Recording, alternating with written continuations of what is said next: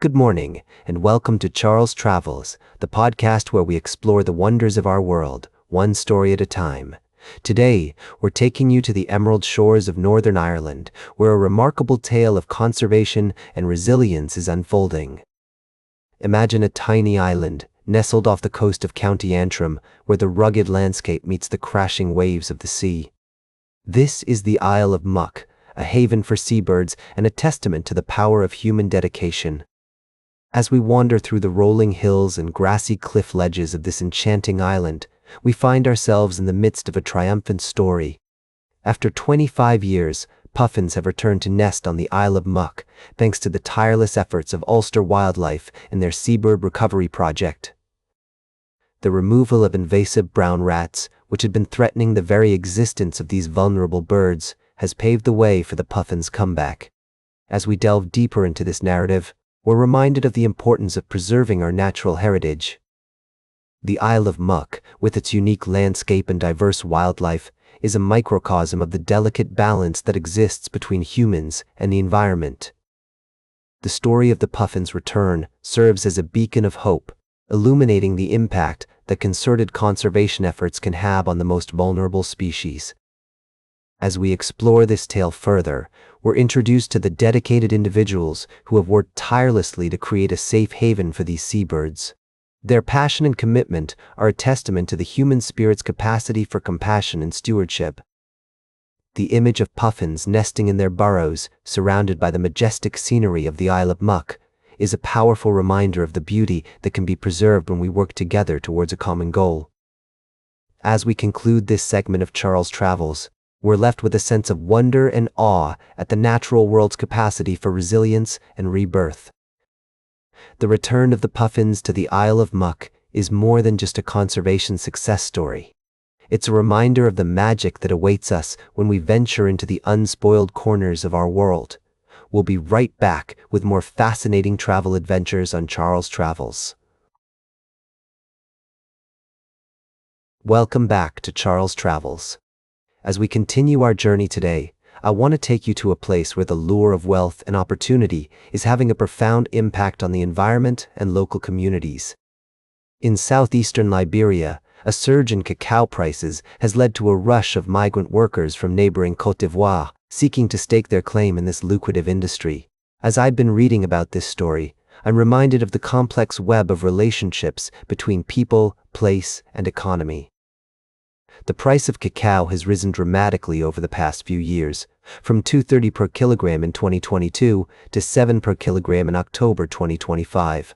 This spike in value has drawn nearly 50,000 rural workers to Grand Gede County, where they're being offered large tracts of land to establish cacao plantations. But as we delve deeper into this story, we find that the consequences of this cacao rush are far-reaching and alarming. Satellite imagery reveals a stark picture of deforestation, with forest loss in and around Grand Gede spiking dramatically since the beginning of 2025. The Grebel Kran National Park, a protected area home to critically endangered western chimpanzees and endangered pygmy hippos, has also been cleared for cacao farming. I'm struck by the stories of community leaders and local elites offering migrant workers large swaths of land, with promises of wealth and opportunity. But at what cost? The situation on the ground is dire, with reports of violence against rangers who dare to enforce protected areas and prevent cacao farming inside national parks. As I reflect on this story, I'm reminded of the importance of considering the human impact of our economic systems. The European Union's deforestation regulation aims to prevent the sale of cacao grown on plantations cleared after 2020.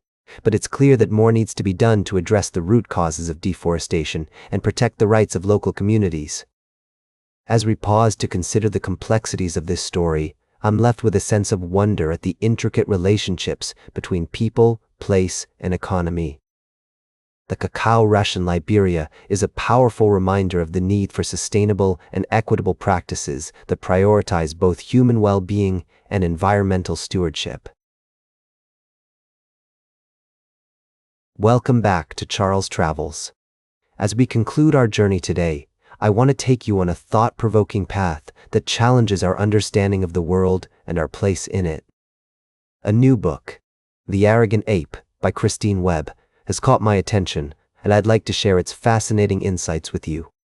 The concept of human exceptionalism, which posits that humans are superior to nature and non-human life, is a notion that has been deeply ingrained in our culture. However, as Webb argues, this idea is not only misguided, but also rooted in religious tradition and other distinctly human constructs. By dismantling this perceived exceptionalism, we can gain a deeper understanding of the world and our role within it. Webb's work is based on her experiences studying primates in the wild and in sanctuaries, which has led her to believe that many non-human beings possess some kind of consciousness or minded life. This idea may seem radical, but it's essential to consider the possibilities of other species' intelligence, social bonds, and emotional lives. As we explore this topic, we're reminded that our understanding of the world is often limited by our own biases and assumptions. By acknowledging these limitations and embracing a more humble approach, we can work towards a more inclusive and compassionate relationship with the natural world. The book highlights the importance of recognizing the interconnectedness of all life and the need to expand our definition of good science to include insights from indigenous cultures. This shift in perspective can help us counter the destructive forces driving ecological breakdown and inspire a new era of cooperation and respect between humans and the natural world. As I reflect on this thought-provoking book, I'm reminded of the countless stories we've shared on Charles Travels about the incredible diversity of life on our planet. From the majestic landscapes to the intricate social bonds of animals, each tale has inspired awe and curiosity in us.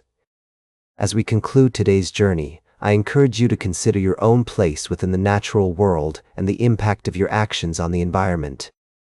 By embracing a more humble approach and recognizing our connection to all living beings, we can work towards creating a more harmonious and sustainable future. That's all for today's Charles Travels. Remember to like, share, and subscribe, and until next time, keep on traveling.